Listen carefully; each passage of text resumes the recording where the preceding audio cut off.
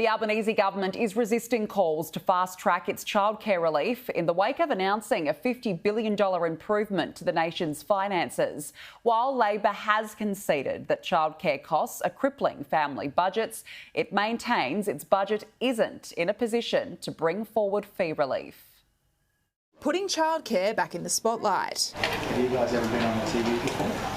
No. The Treasurer and Education Minister get back to basics in Brisbane. We're going to do a dinosaur over here, Jace. Following through on its election promise, Labor has tasked the competition watchdog, the ACCC, to look into the spiralling cost of childcare.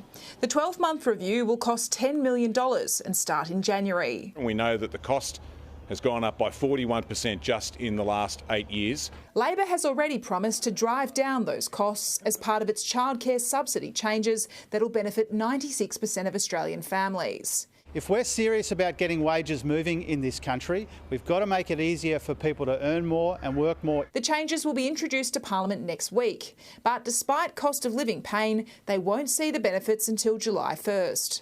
We've already got caps on the childcare subsidy. But if the ACCC recommends that there are other things that we can do to put downward pressure on prices, then that's a good thing. The New South Wales Liberal Treasurer has renewed calls for the relief to be fast-tracked. The Commonwealth bringing forward their subsidy to January will save families thousands of dollars. A call also backed by the Greens. If Labor's got an extra $50 billion available, spend it on everyday people. A world away from the cost of living concerns, the Foreign Minister is in New York. Penny Wong has revealed she'll likely sit down with China's top diplomat Wang Yi later this week. We are open to engagement. I understand those arrangements are being finalised. It would be the second meeting between the pair in just 12 weeks, a stark contrast to the diplomatic deep freeze under the former government. Well, what we're trying to do is stabilise the relationship with China, and we have tried to put in place a different tone. I'm sure that we will have a productive engagement. What I would say to you is our position, whether in the meeting or outside of the meeting, remains consistent in relation to Australia's national interest. On the sidelines of the United Nations talks, Foreign Minister Wong also met her Ukraine counterpart. Dmytro Kuleba asked Australia to provide more military vehicles to help in the fight against Russia.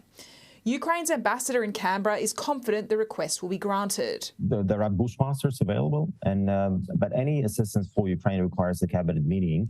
And due to the death of a monarch, the meetings of the cabinet have been delayed. The Defence Minister denies there's any hold-up. Cabinet, in fact, met earlier this week.